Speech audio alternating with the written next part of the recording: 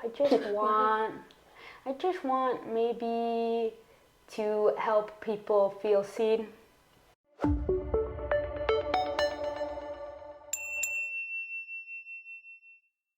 Welcome back to It Takes a Universe. I'm Ashley, and today we have actress writer Kimia Behpoornia.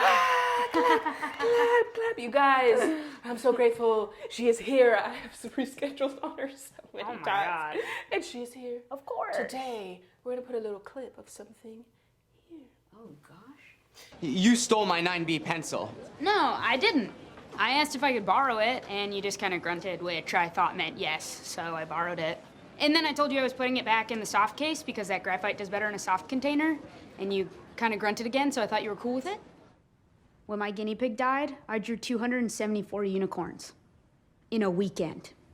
You gotta do what it takes. Go nuts. Okay, so I always like to start it off with, where are you from? Oh. And then, what was your first grade bluff? Oh my God. Yeah. I'm from LA. What? Can you believe that? What? Yeah, I'm Oh from my gosh. the Like Los Valley, Angeles. like Sherman Oaks, like Los Angeles. The Valley, we call it. Crazy. And I didn't leave for college. I went to UCLA, so I'm like born and raised. Just did everything here. Yeah, did everything Okay. here, which I thought was boring. Right. But nobody's from here, Right. so it's kind of cool. Because you're already you're in the city where it's happening, so you don't realize like other lame cities that people come to this city. Well, I think other It's lame. cities aren't lame. Right.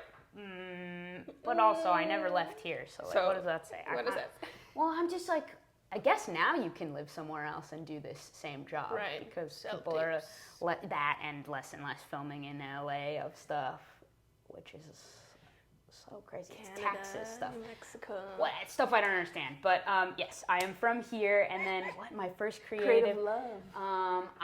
Well, this is my go-to answer because Yeah. it's my real answer. I was super shy kid, and then my parents signed me up for after-school improv class in like the 4th grade. At my elementary school, they had that, and That's crazy. But my dad just signed me up to be like, this kid needs to do Some help. something. What's happening? And then I was like, oh my God, this is amazing. I just get to be weird, and it's fine. Yeah.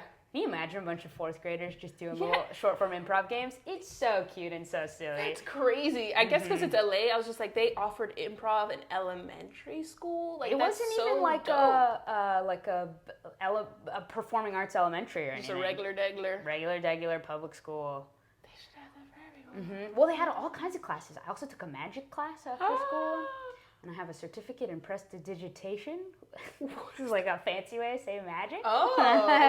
So I took like all those after school classes. They like give you a pamphlet. Did your school do this? So you just like a bunch of little paragraphs of classes you can choose from after school I for went your to school in kid. Florida. Okay. I feel like it's not really like art centric to my personal experience. Yeah, so it's yeah. very much just like school or sports. I don't feel like I wasn't introduced to the arts. Oh my gosh. Until I came here myself.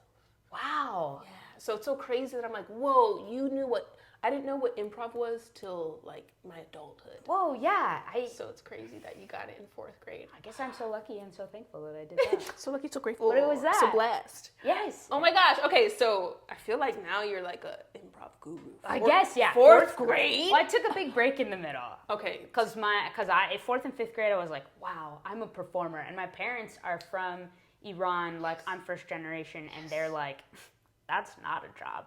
Yes. You know, that's the thing everybody says. Their foreign parents are like doctor, Right. lawyer, blah, blah, blah, blah, Yeah, blah, yeah, blah. yeah. We've said this for centuries. Exactly. So my parents were like, that's not a job. So for all of middle school, because I'm also really good at math, I did the Math Academy, math robotics stuff. So I was like doing it, basically mini engineering. Wow. We built like Lego robots and we programmed RCXs so that Legos would like do tasks for you. It was cool and I loved it. But then in 8th grade, I was like, I'm going back to doing this performing thing. And my parents were like, fine, whatever. That easy peasy, because I also have a first generation too. So what? Yeah. Creative and intelligent. Wow. So if you were enjoying it, then when was that personal shift for you versus like, oh, I like the comedy more? Yeah.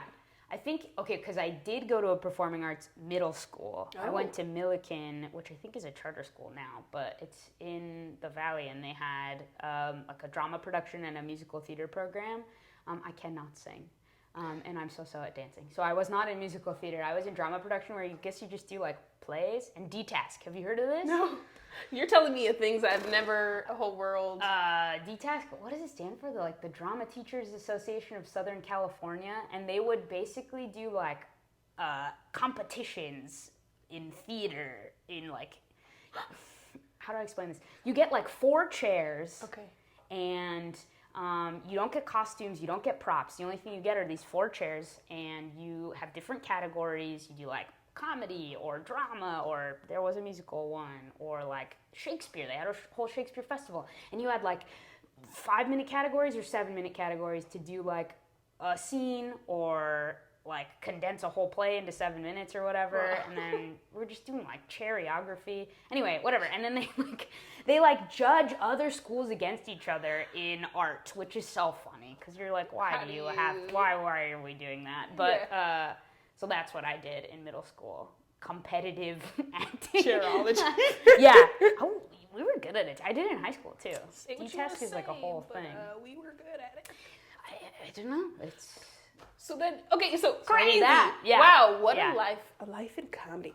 So then okay, yes, the parents thing, comedy thing. Okay, so it's one thing to like then go back to it, but then you went to UCLA for theater. I did. How were you able to convince them?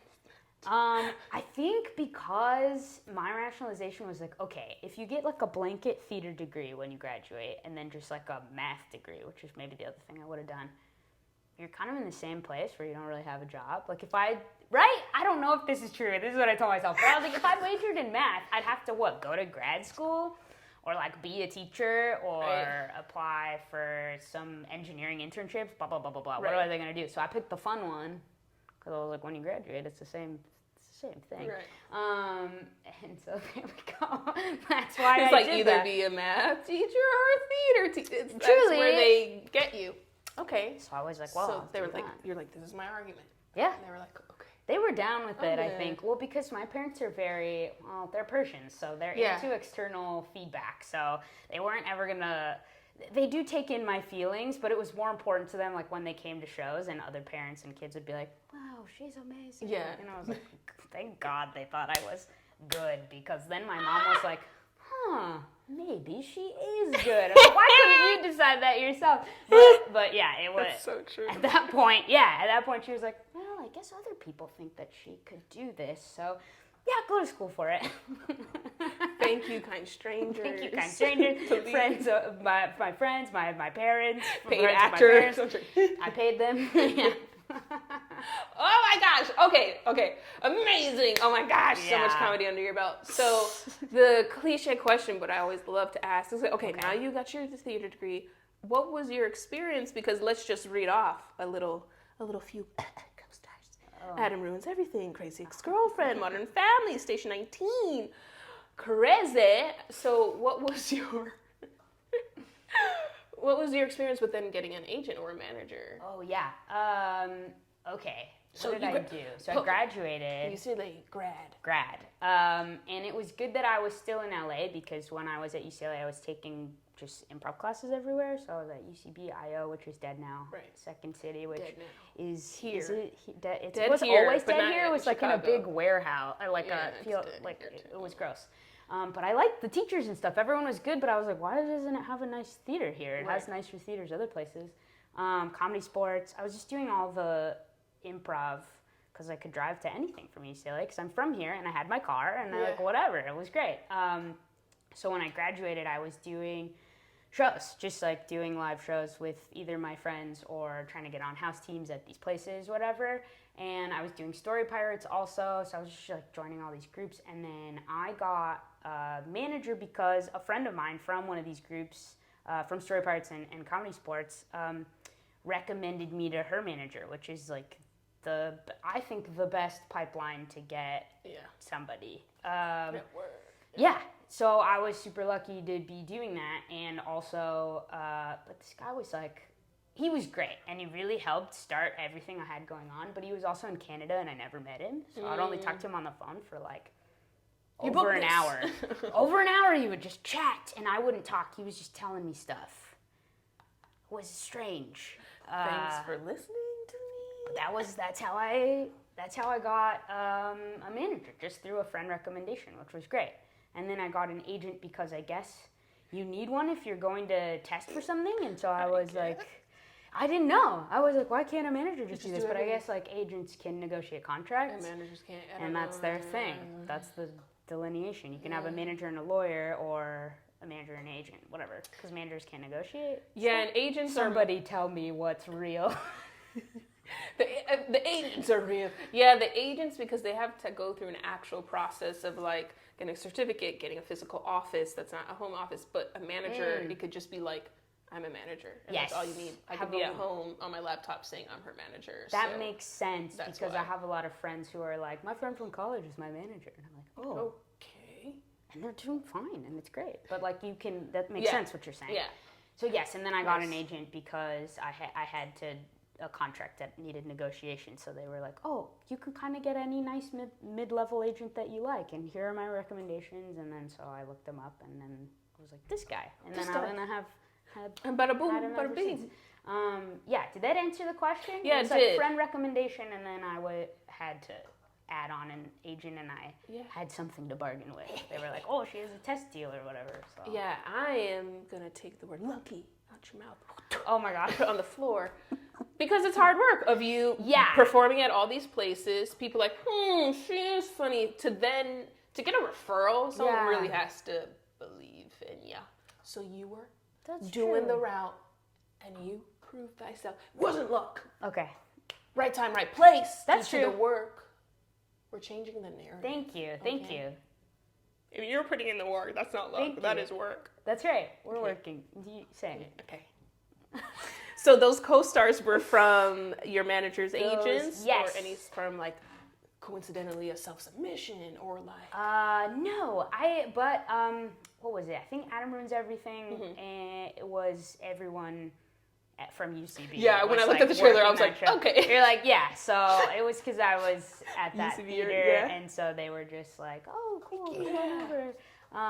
Which is so kind. So that's another thing. It was like having all these communities was so helpful, and performing with all these people. And then Crazy X was auditions, but also my wife then was in the writer's PA or something, and then was Rachel's assistant.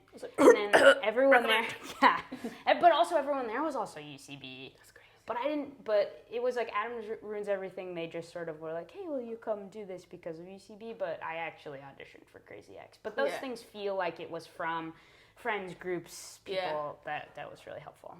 It's nice. Yeah. I feel like the comedy community is the place to be, personally, if you're pursuing anything. Because I feel like just regular acting and auditions is just very, like, lonely. I was going to say, yeah. And acting classes feels kind of competitive. And then I feel like also, because I read that you don't like stand-up, neither do I. Yeah, that also feels like, even though it's still comedy, that still feels solo, kind of, you're trying to get a special, it still feels, but like for improv and sketch, I feel like it's collaborative and teamwork, so it does feel like, I got your back for real. Exactly. And that's the only thing. It's like, well, now I want to be more successful so that I can get all my friends in on my things, and that's what I feel like everybody who is in the comedy community like loves to do that. Yeah. So it's really nice. Yay! So then, what did you learn? What did I learn? From your first like co-star? Okay, I'm like, the audition, okay, and you book it, yeah, and you get on set, what was like for you, or whatever co-stars, I guess, in your mind, as like going on set like wide opened, like how was that for someone's like a co-star? Oh man, how was that? Okay, how am I gonna answer this? Okay, you get it. Was this an in-person audition pre-COVID? Yeah, right? it was all yes, absolutely. Lovely which is pre-COVID days. It was in person, but the first thing. I can't remember the first thing I ever did. Probably this Adam Ruins Everything thing. But it comes to mind that the first thing I ever did with this manager that I got was this movie Unicorn Store. Yeah, I With saw Brie Brie Larson's director. Yes, and that was from a self-tape, which were rare back then. Right. Because I was in Sweden. I like got this manager, and then I was like, by the way, guy, I'm like going to Sweden for 2 weeks. And then you're scared as a baby actor being like, he's going to be like, what have we done? Drop her or whatever. And he's like, fine, I'll just get you tapes. Wow, like, chill. Smart man. So we taped this in the hallway of a hotel room out in Scandinavia. And then, I landed back in the U.S. and my text was like, oh, they want you, that you like booked this movie. And I was like, what? So it was all crazy, weird, because I didn't expect any of that. I was like, oh, from a tape? Random. And I don't ask questions generally about anything anywhere. I just show up to a place and I like let stuff happen to me. I'm actually learning now that I've been on more sets that I can ask for stuff, and now I'm working on asking questions and possibly saying no. So that's where I'm at. But how was my first time not knowing about questions and boundaries? Yes, setting boundaries. That's what we're working on. But for my first co-star and stuff, I just was like showed up and was like, whatever happens to me will happen to me. So that's why I don't really have any, I think, memories of those feelings, because I was just flying by like a little going with the pebble flow in a river. No, pebbles don't move through the river. What do you mean? just A let leaf things down flow a river? over. Yeah, crap. Was that my subconscious being like, you can't let stuff wash I over just stay you. put You have to and participate. Basically, I was like having a great time because I didn't know what to expect, and I didn't put any expectations on myself. I just was like, just do what you need to do. Don't take up a lot of space, which is bad advice because you can take up space. You're there to work. They wanted you there, right? Yeah. But that's how I felt then. Not in a bad way. I just was like, do your job, don't burden anyone, and like be pleasant and go. And I had a great time. Yeah. Bam, bam, bam. I don't Three know. things. She's like, I don't know what to say. Bop, bop, bop. Yeah, 3 bullet points. But I still do that now, and I'm working on being like, oh, be your full self when you show up to work. It's okay. Nobody wants you to just like do your job and then, you know, sit in a corner. Like, it's okay. It's okay to it's okay to be somebody. Okay, so to me, crazy. Okay, so you got the manager in 2016, then 2019. Right. 3 years. 3 years. You get a series regular. Cool. Okay. Yeah. Yeah, so we're going to talk about beginning to the end. Great. Was this in person as well? It was in person. How many times did you, is it the first? Wait, I think I'm lying to you again. No, it was in person eventually. Okay. Let me just tell you what happened. Yes, tell us what happened. Abby's series reg. I think, what does it say? It came out in 2019? I saw it was like 2018 was when I was like doing it. Whenever it came out was after that. But I was stalking your Insta, so maybe a post. Oh, good, great. Who knows? My Instagram is like. So we'll say 2018, 2019. But like pretty, like a few years after getting managers. Wild. Yeah, it was cool. And it was nice. I think it was like the second thing I tested for too. I tested for another. This was a crazy thing. Testing is a whole rigmarole, dude. It's like so much. Something like loop. Yeah. Hoops to jump through. Okay, but for Abby's, I did a tape. Okay. Because that was back when you had to do tapes only when casting slots were full. Oh. So it would be like if your agent or manager pitched you, but casting was like, I don't really know. I guess they can send a tape. Tapes were like not preferred before. And I think I got this tape because I did a short film with my really good friend Alyssa Lerner, and that short was in the NBC Shorts Fest in 2016 or 17, I don't remember. But then I had met the NBC casting people because I was part of the thing, and one of the execs was like, oh, maybe you should see Kimia for this part on Abby's. And then I think maybe they were like, I don't know. Have her send a tape. We don't know, right? But it just takes one person to be like, I saw this, and I think this is a good idea, right? I sent in a tape, and the tape was, or the description of the character was like tough, no nonsense, bar back or something. So I did my like tough version of it, and then I think it was the next day or 2 days later, they were like, oh, casting wants to see you in person for a workshop, and I was like, I don't know what that means. but I guess I'll be there. A workshop, cool. Sure. And then so I went in and they were seeing people in the lobby for like the same role. It was for Rosie, the same part that I was going in for. I actually saw Anarajo, my buddy, there. And I was like, what are you doing here? And she's like, oh, it's my first time reading for this. And I was like, what am I doing here? That's why I was like, Hollywood does this. It's like all messed up. You never know what they're doing with what. And then so they call my name, I go in there, and usually when you go in, they tape you.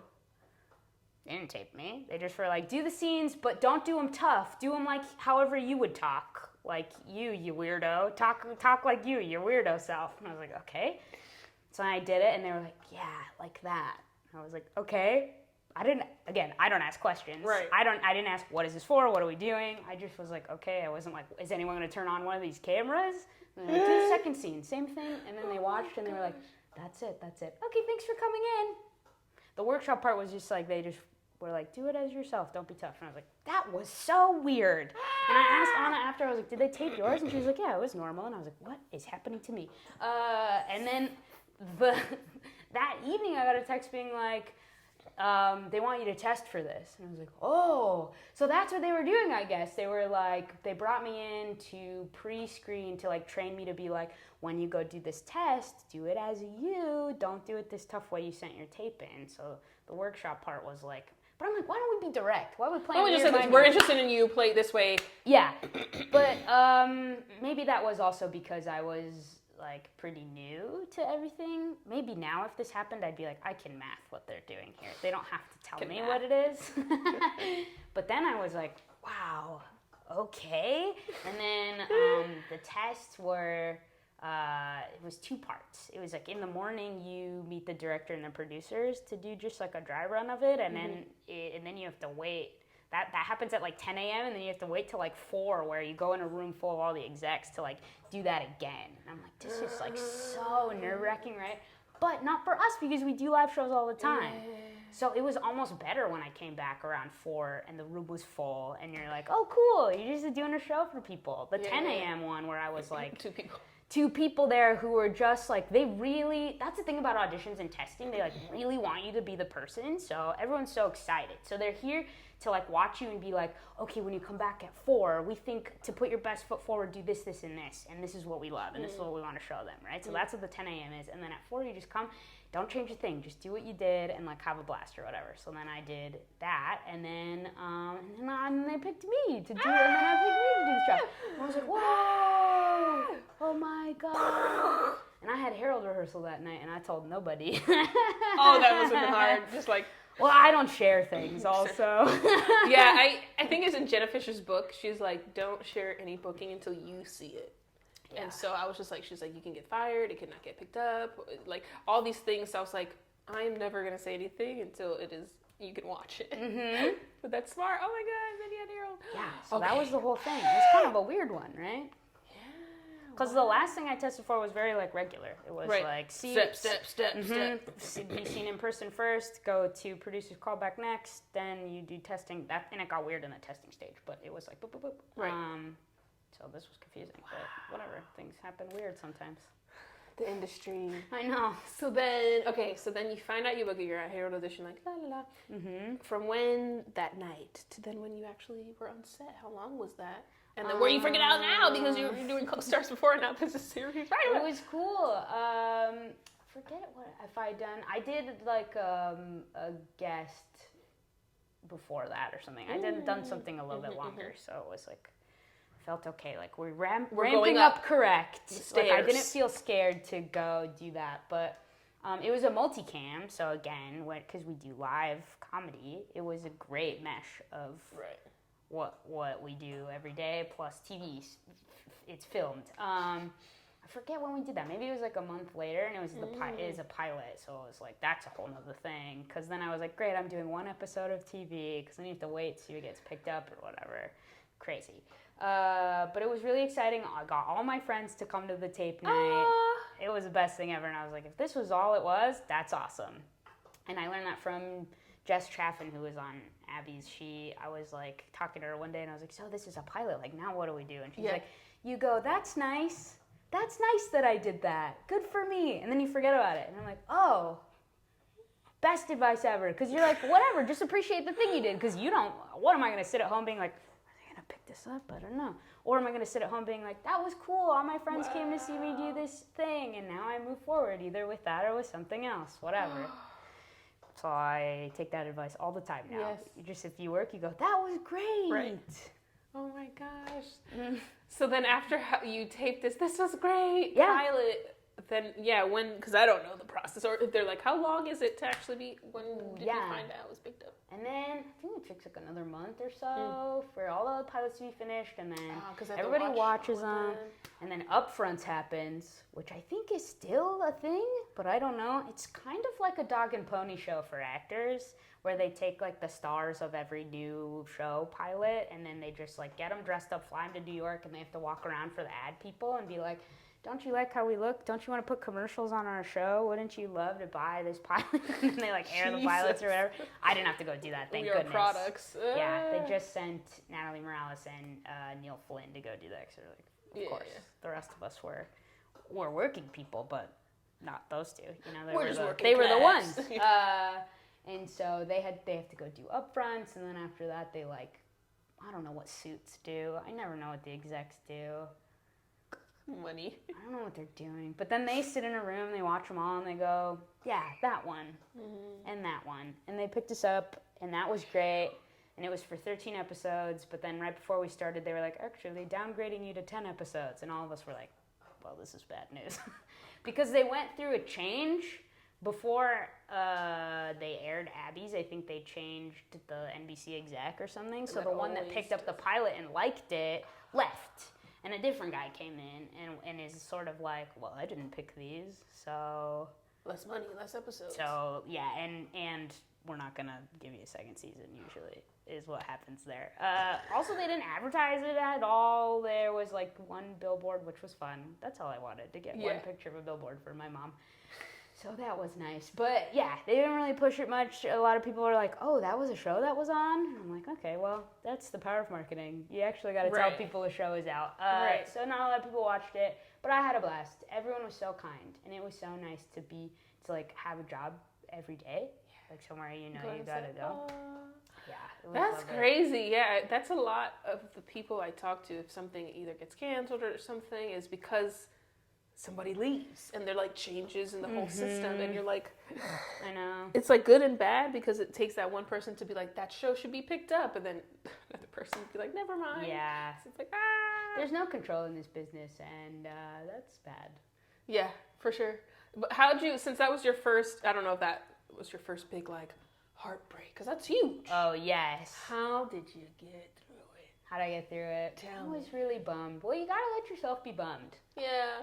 I was bummed for maybe like a day or so. I don't know what it was. I was bummed for a day, but then I got like angry intermittently. Like sometimes it just comes up on you and you're like, what the heck? And then it's just a nice Sunday morning and you're like, fuck. And then it's a bad habit, but it's just coming from a place of like, I miss that thing. But when you see other shows that go, you're like, why that one? Why? Of course I support everything, but it's just because you miss that was you. So that whole next year's like slate on NBC, I was like, why is that so much better than what you know? And I'm not mean at all. You just gotta have a little petty moment. It just is part of venting. It's part of like feeling your feelings, to be like, shoot, why not my thing? Right. So I went through that a little bit. Also because we shot Abby's outside for real. I don't know if you knew that. It was like the first and I think last ever multicam that is outdoors, and they shot it outdoors for real. Wow. Like it was behind one of the Desperate Housewives houses on the Universal lot. They built like audience risers out in the open. We shot at nighttime because it was about an outdoor bar, and so it was for real in the elements, which sound department hated, but yeah, I think sure. They had to add extra cricket sounds to make the natural cricket sounds sound regular for TV. It's crazy. And we filmed in the fall, which was during Halloween Horror Nights, and this is my favorite fact. We had to tape on Tuesday nights because that's the only night Horror Nights was not happening. Otherwise, there would just be screams. Yeah, in the background. This is a bad neighborhood where this bar is. Yes. What was I answering? How'd you I get start basically? talking about? No, it's fine. How you basically got over that anger, angst, or like letting it go. Yeah. Yeah, when I did book something major, I was like, ugh, for a while. I remember, and then this is where my anger came back. Because then the pandemic happened, and shooting and doing stuff outside was like the safest thing. And I was like, oh, you canceled this thing that could have had. You could have just kept filming it, huh? It was all outside. That's where I was going with that. Just more anger. But with time, essentially. Yeah, you're of more course. accepting of it. And you just get that none of it is your fault. None of it is personal. Like we all did good work. It's like whatever. It sucks that it's like so like Sisyphusian where you just like push a boulder and then it goes down and you gotta push it back up or whatever. Yeah. But like that's the freaking job we chose. Could have been a math teacher, huh? Lovely students, not stressing you out. Yeah. So you just keep going. New things happen to you. New opportunities. Yeah. New horizons. Yeah. New horizons. I did like what you said. I'll read a little caption because it was so cute. That you said your aunt came to the taping and she was excited because when she first moved here from Iran 30 years ago, your dad took her to Universal Studios. I was like, what a full circle moment. I was like, weeping. It was so cool. That. It was awesome. My whole family came to Abby's tapings, and it's the best to take your like foreign family who doesn't know anything to a multicam taping. And they sat in the audience so they could see like what the cameras do, where we cut, what changes. And so it was like, everybody gets it now. A learning lesson of what I do. They get it. And it was so cool to share that with them. So yeah, Abby's just the best thing ever. It was like so important to me. So much stuff.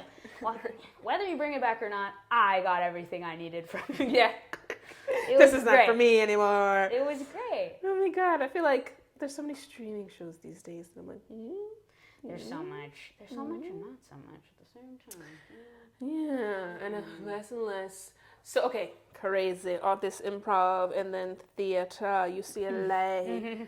Did you take any, like, okay, so you're on sitcoms. Did you take any classes for, like, full scripts here in LA acting classes, or you felt like, oh, UCLA prepared me, or it was strictly just improv? Because I know some people that are like stand-ups comedy and they've never been in an acting class. Yeah. So sometimes it works in like scripted auditions and sometimes it doesn't work. So I was like wondering about your full range of comedy, acting.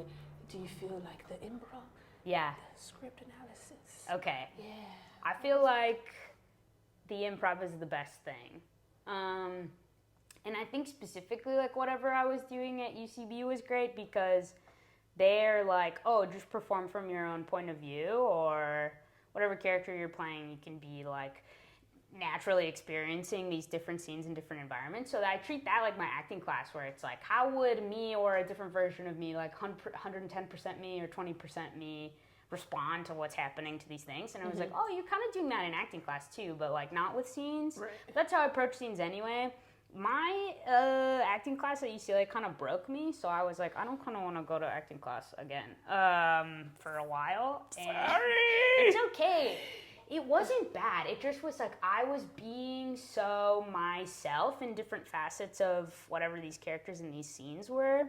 Like playing mostly me, right? And then it's acting school. They're like, transform, be your thing. And I was like, that doesn't serve me. That just pops me right into my head to be like, okay, how would I do crying in a way I've never done it before? Like, you don't know what it feels like when I feel a big emotion, and I can only perform that. But the truth of the big emotion is the same in the scene, right? Like, they're just focusing on what it kind of looks like. Yeah, what they want it to look like. And we'd have to do stuff in class where it was like, oh, today you have to come in dressed in, like, if you were auditioning for a business person.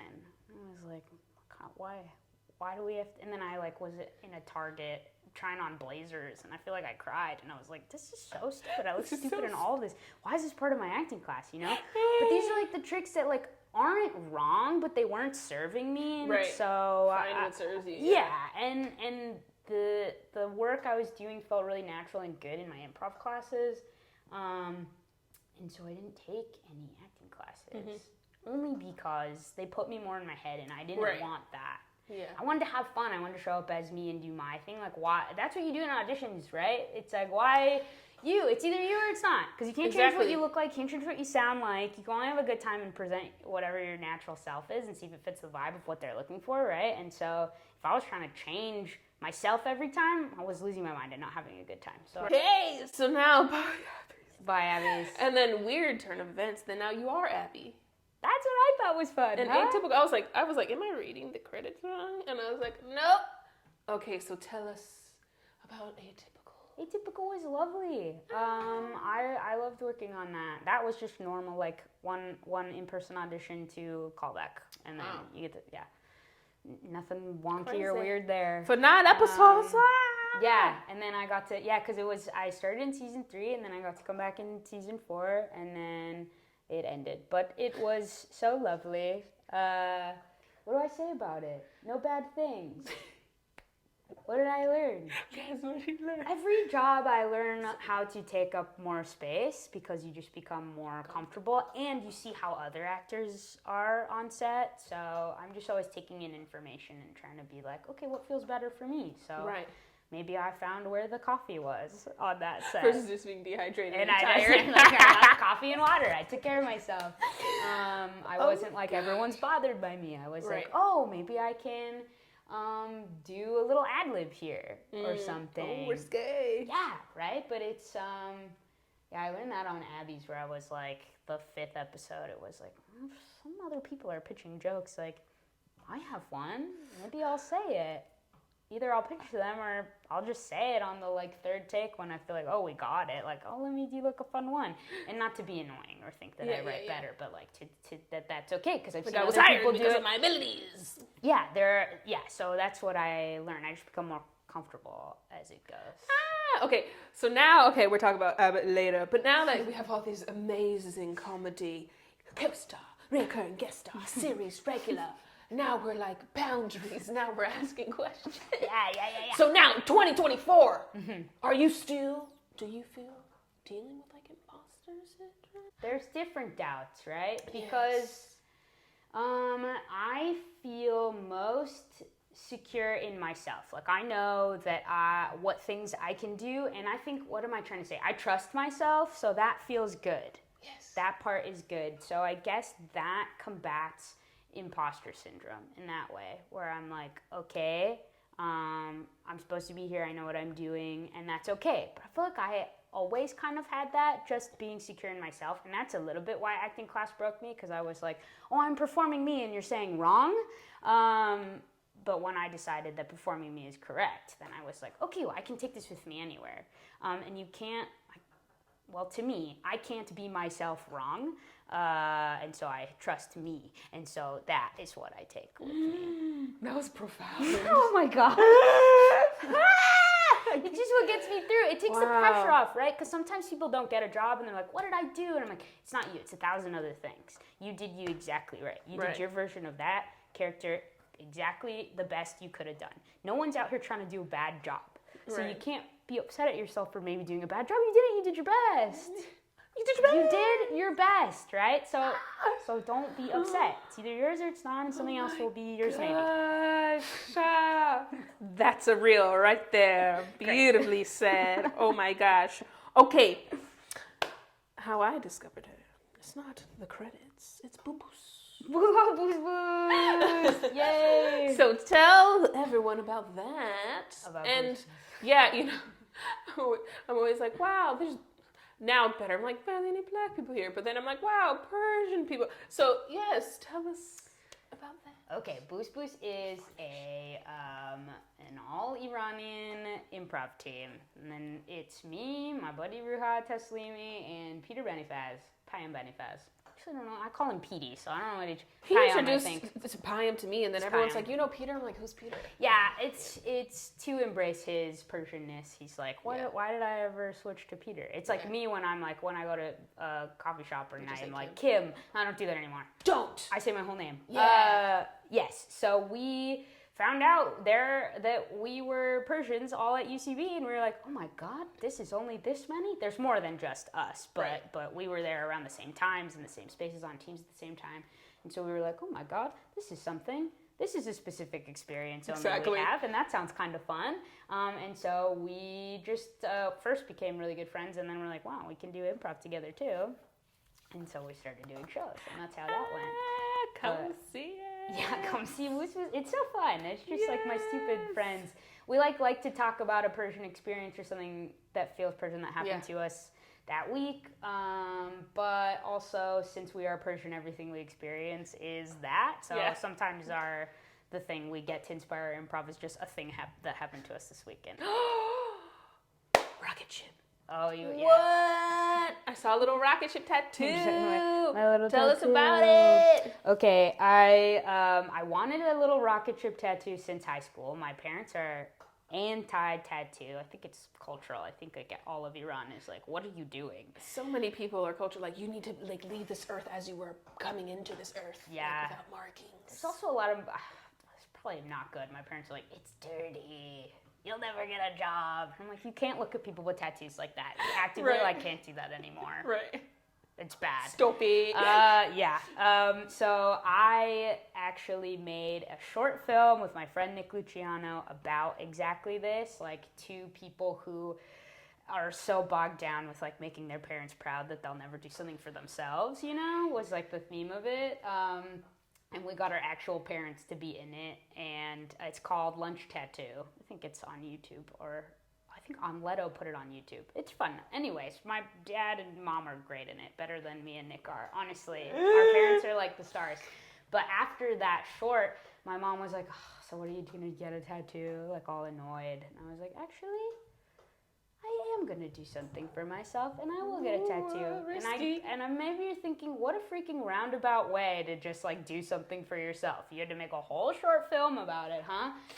Whatever. We all have our processes, and this one was mine. And it worked. And also it's really important because I was like in therapy, and we decided like this is an amazing gift to your inner child, like to make myself in high school feel seen, and because it's still important to me to have this and to do something for myself, even if it'll make my parents feel X, Y, and Z, whatever, like I have to feel important too. So that's my little Rocketship, man. And one of my really good friends from high school did the tattoo for me. Oh. She's a sick tattoo artist in Portland. Yeah, so I went to her. So high school all around. And what specifically about the Rocketship versus like any other thing? I had this is so corny. I had this like wall stickers from the dollar store in my room in like middle school and high school, and it said like, wish it, dream it, do it. Dumb shit. Okay, and it had like stars and a rocket, and I was always loved space. Like I went to Star Talks for my birthday, and it's also like dreams used to be one of my favorite words, and it's just such a like uplifting thing, and it's like rockets go the highest you can go or whatever. So this is like a nice little reminder that you can get yourself you can get yourself bigger than where you're at. Okay, so I feel like if your tattoo was a little, you had to do some convincing. You got married in 2020? 2022. It's going to be 2 years in May. That would be 2022, right? Okay. Whew. Yeah. Okay, so you recently got married. What? Yeah. You said Haley? Haley. What? Yeah. So if we did all that with the tattoo, how was the parents with the... Yeah, so Persian parents and queerness are not things that really align. Right. We had to all take a lot of time. My parents' first reaction to this was like, pretty negative, but that's because of where they came from. Like, I'm not gonna, I talk about this in therapy all the time, where we're like, it's okay, we have to understand where everybody came from. Right. And Haley was like my best friend from high school. We weren't dating then, but we knew each other, and our families were friends and all this stuff. So when my parents found out, it was strange. Found out? Like my mom accidentally found out. She found a birthday card from Haley and was like, what is this? And I was like, okay, I guess I'll tell her. And she had an extreme reaction to it. But And then I'm so passive. I don't know if you can tell that I was like, well, I'll never say anything ever again about this. Maybe we'll forget about it, and I'll never try to tell my dad. I'll never do this and that, and then, which is not how you can live a life. And Haley was like, what are we going to do? Like, live in a house with 2 bedrooms and pretend we're roommates forever? And I'm like, no. I can talk about all this because I'm so past this. It's like fine. I had the best wedding in the world, and my whole family was like so rah-rah about it, and everyone came, and it's the best.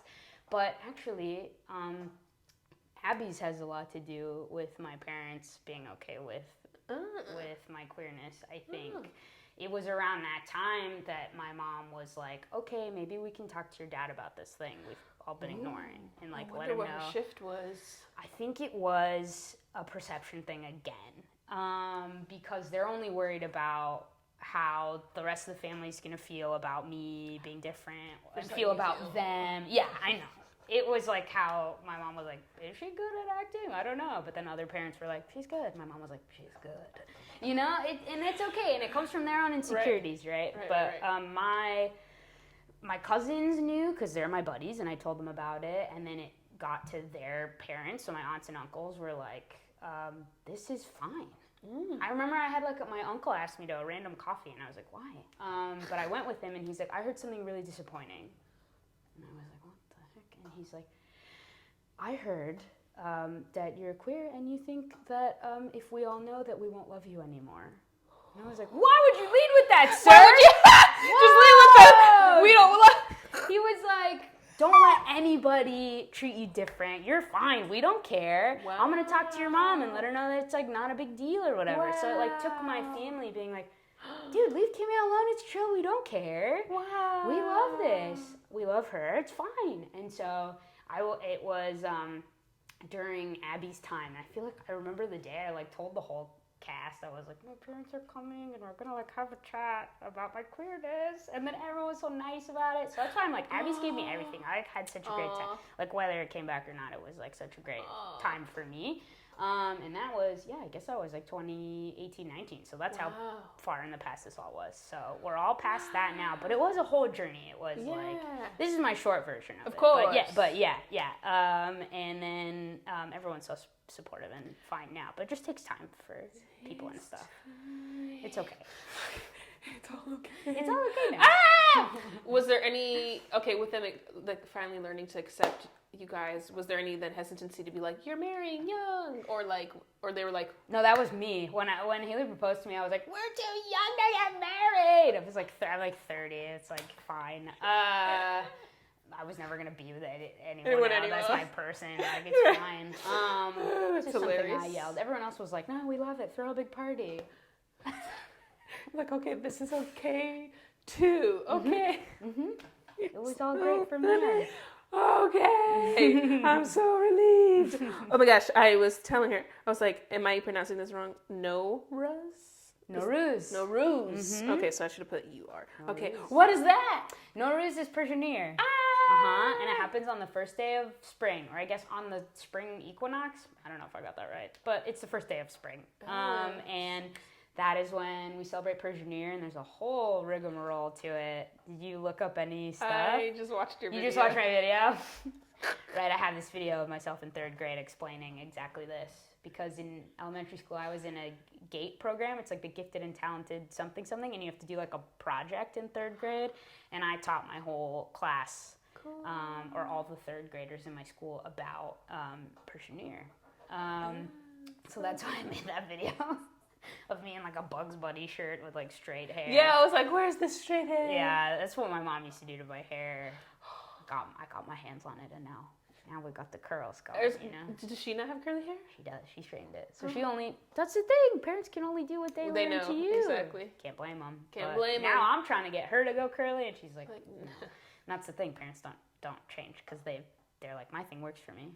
Yeah, you're like, oh, exactly. Okay, sure. Heat damage. It's fine. It's fine. Yeah, Nowruz is awesome. You have to set up a table, a special table full of 7 specific things that start with the sound in Persian, and plus a couple of other doodads, and you like set it for spring. It's basically like bringing good fortune, health, all this stuff into your new year. What have you like learned from them the most that you like apply in your personal life versus like what you apply in your career? Because I'm always like, first generation immigrant parent kids. What have we taken from them? Well, I think it was like an indirect gift that they didn't mean to give us, but I feel like we're very independent because I had to take myself through all of whatever. I wasn't coddled by my parents through school because they didn't know what was going on. Have the emotional tools. Or the language tools sometimes. Like my parents are like fully fluent in English, but sometimes I'd have to like get this assignment in elementary school where it was like, have your parents read this essay you wrote and then write an essay back to you. And my parents would like read the thing and then be like, can you also write the other thing? So I'd sometimes do parent assignments, like when we had big projects, kids would get help from their parents to like put together their mission project or like a big presentation. And I was like, well, my parents are busy, they work, they're like from Iran, like they're not gonna know how to help me with my American schooling, so I had to do it myself. So it's just this thing of like, maybe that's why I don't ask questions, because I'm like, well, I'm on my own. I gotta figure it out. I gotta figure it out. But that's a gift. That's like a superpower that I have, that I figure it out, and that's thanks to my parents. Not that they didn't support me, but just that I think they gave me the indirect gift of being like, you got this. You can do it because you have to. Yeah. So you apply it to both personal and career. Mm-hmm. So then what's, the cliche question that everyone asks is like, what advice would you give to aspiring comedians? But I like to do too, like what's the best advice either you received or you want to give? And then I also ask, probably was like confused, I also like to ask like what's the worst advice that you've like gotten that you're like, don't listen to that shit. Oh. I like those too. But if it's too like, what? My brain hurts. There's just like so many things you can say. I know! And everything you've learned in all these years down to one question. Yeah, right? Whatever comes to mind, I don't know. I feel like I said a lot of things. You already said that you already say here, but what's something new to say here? Or if, I think a bad advice, I can answer that one for sure. A bad advice that I was given, or that I feel like people get told a lot, is these like horror stories that you hear about, like, okay, this is a bad example, but in college they told us, like, if you yawn on set, like, people are mad and they'll fire you. And I'm like, why are we fear-mongering? Right. Like, it's okay. If I'm tired, I'm gonna yawn. We're all okay. We're just at work. It's a job. It's not the same, but kind of the same as when I worked at a coffee shop. Yeah. Like, we don't have to be friends with our coworkers. Right. We just are there with each other for a shift. And if we happen to hit it off, we can be friends. Like, I had this pressure on myself a lot of times to be like, oh my God, my co-stars are going to be my best friends. Because these lines are blurred, right, when you're doing acting or whatever. Yeah. But I think this is some advice I can give. It was freeing to realize, like, oh, it's a job. We're just here to work, and we have our own separate, like, private lives. Right. I don't have to mix them together and make them this whole thing. If that happens naturally, of course, that's the same as meeting friends out in the wild or whatever. Mm-hmm. But you can take pressure off on yourself to like make this so precious, because we don't work all the time. Like whenever we get it, we're like, oh, I gotta make the most of this thing I've got, and it's like that's so much pressure. So much pressure. So true. Just like, be you, be safe. No one's gonna be mad at you unless you're an asshole. Like, don't do that. Like, don't right? But I'm assuming nobody is. I always assume the best for everyone. Like, everyone's gonna be okay. We can take the pressure off. Too much pressure. Yeah. Because there's so many steps to a thing. Yeah. It feels so precious, right? And then you don't have a good time when you get there because you have all that pressure. And you simply don't have it. And so it's easy to say, hard to do. Maybe I guess with time and each set and each... Yeah. And if somebody says it enough, maybe you can be like, no, that doesn't work. Unless you do affirmations in a mirror, sure, be like, no pressure, just be you. It's okay. Yeah. Daily affirmations in the mirror. Okay, let's say you accomplish all the things on your dream list. Wow. Right? Whoa. You're 100. Whoa. Did everything. I'm 100? Yeah, I made it. You made it. You've done all the things. If someone's like, headline, newspaper, what do you want your legacy to be? My legacy? Yeah. I know, it's great. I guess as far as my career or whatever, I just want... I just want maybe to help people feel seen. That's kind of it. Yeah. That's kind of it. Because I wasn't always, and I still don't always feel reflected in things that I watch. Because there's so many ways to be. And I still don't think they're like writing a lot of me's. And that's why I bring me to things that they're writing. Just to help somebody feel seen. Okay, yeah, actually you kind of answered something I was going to ask of like, so again, looking on paper, you getting this manager agent, and then a few years later getting series regular, what were you going in for under the race bracket? Because you could technically look like black and white, like me, maybe Latina. So was it always ethnically ambiguous, or were they really ever calling in? They're often not calling in Persians. In fact, anytime I get something for Persians, I shed some tears where I go, oh my God. Because, it's my whole being seen thing where I'm like, show us. It's just nice, I cried at Crazy Rich Asians because I was like, look at them. Yeah, the community has something. Anyways, so yeah, nothing's ever really Persian. They are either already a decided thing where they're like, this role Hispanic, but we'll see Kimia, or like this role, but sometimes they say ambiguous, so then they're saying everybody. But yeah, it is often like then I'll get the job and they will give the character a Persian last name, or like if I have some lines referencing a backstory, they make sure to make it an Iranian thing, right? Yeah. You're changing the industry. Yes. Booking at a time. Which is tough sometimes too, because I tested for something where the character was written for a black woman, and they knew that I wasn't, but they were like, "Oh, we like this. We could change it." And I'm like, "You're never gonna change it. That takes so much fucking work to change that. You're never gonna change it. You didn't do the research. You're not. I mean, you could, but if I'm testing against like two actually black women, I'm like, they also need to be represented. Like, give them the job. That's how you wrote it. You really want it to be. So my manager called me on that one and was like, you were the wild card. They loved you, and they'd have to change the whole script for you. They loved you a lot, though. And I'm like, well, they're not going to do that. It was also a weird thing where they were shooting half the pilot, so it was cheaper. And I was like, oh, they already don't have a lot of money. They're not going to do a rewrite session to get me in there. Definitely not. It's just like, it's still nice to be there, but there is some weird gray area of representation where I'm like, I got to like make every space to be a me, which is also kind of freeing. It's also kind of nice. I don't know which part of it I've decided. Some are nice, some are not so nice. Everything is like that, though.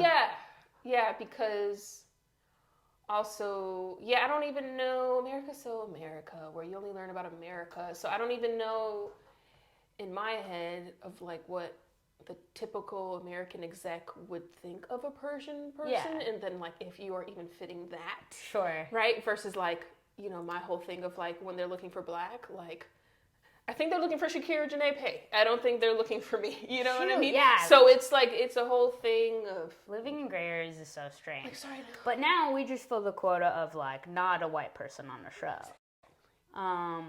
Which I'm fine. It's okay. I'm good with it. We're adding to diversity. Of course. Okay.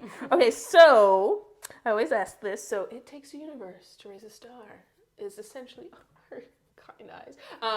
It's basically like the African proverb, it takes a village to raise a child. So everyone in the industry is a star, and then together we make up the universe. So that's my thing. So I always like to ask, who was a star when you first decided, I think I want to do this like career-wise? And then who's a star recently, 2024? And a star is anyone who helped you along the way. A positive light, like, whichever. Wow. Good question. I have so many because like we come from the comedy community, so like all of those people who are ever on my teams are all my stars. They're like constellations, right? It's like so many people. What's tangible? Oh, I guess Alexis Simpson, who like introduced me to my first manager. That's a big star. That's someone who was like, I see you, let me help you. That's nice. Who's a star now? I guess now that we only do self-tapes, my stars are the people who like deal with my mood swings and are my readers, which is Haley Travis, my wife, and then now I've recently been taping with my friend Michelle Meredith to leave my house. I like go to her house. I don't do temper tantrums at her, not yet, at least, and I hope I never will. But I guess if I had to pick names, those are the names I'd name. But that's, I mean, but there's everybody, so many, I couldn't be, because since my improv was my acting class, like I couldn't be anyone without like everyone on Leroy that I perform with all the time, all my Boost Boost buddies, and then like I did mod too, so all my sketch team friends that let me like practice like written dialogue, performance, whatever. All everyone. Everyone. Constellations. Oh my gosh. Yeah. And then, okay, recently, how was Divorce Party? How was Abbott? Tell us of your recent bookings. Okay. My divorce party was super fun. It was one of those things that I brought up where I'm like, okay, when you show up to work, not everyone's going to be your best friend. Right. But we shot that in Joshua Tree, and we all stayed at the same hotel, and it was like summer camp. It was so fun. And a lot of those people are my close friends now. Yay. So that is what I think of when I think of that movie. Just that it was a space where I got to make real friends. And now I freaking love Joshua Tree. I'm a desert woman. But that movie was really fun to do. It was the first feature movie that I think I was there for all the days. Oh. So that was a fun experience too. It was like it was an indie thing, like real ragtag, but it was so awesome to like every day, because it's an ensemble thing, have the whole script shoot. That was the first time I did that, so that was cool. Abbott was awesome, you know? It's like no duds. Like everyone is amazing, and that's like what you want to hear about such a cuddly, important show like that. And it's like from the top down, right? Like Quinta's just like running such a kind, smart ship over there. Yeah, so... And that was the same kind of process of like audition, callback? This was... I got offered this part, which was so sweet. My best friend... Oh, this is another star. My best friend, Becca Pesquera, is the showrunner's assistant on that show. And they were just chatting, like making casting lists. Also, it's because I knew casting because I'd auditioned for Wendy O'Brien a bunch before, but whatever. It's like part me work, part like friend, part like the Abbott writers' room like loved Reboot, so they had seen that, and so it was like helpful. So my name got put on a list to like people to reach out to, and I was like, oh cool, Becca like told me that, and I was like, great, I'm ready to read for this. And then my agent called and was like, Abbott's checking on your avails, which usually means you're going to read for it. It doesn't mean anything.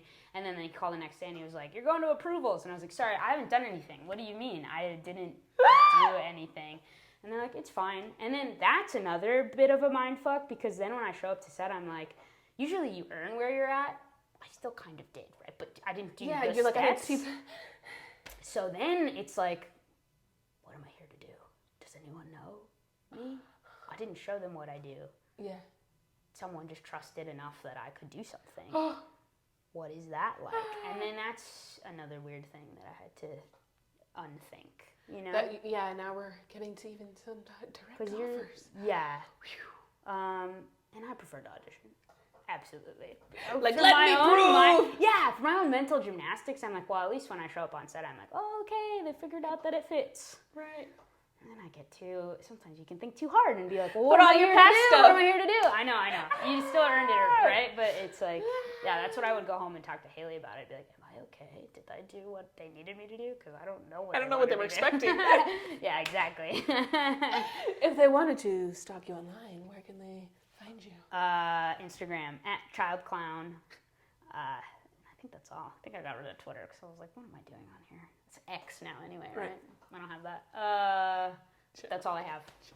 Childclown on Instagram. And before we go, could we get an Ash Ketchum impression? Oh my god, yeah. It's I only do is exhaling. That's all I do. Pikachu. It's really bad. It used to be better. I should take that off my stuff. Resume. I'll take that off.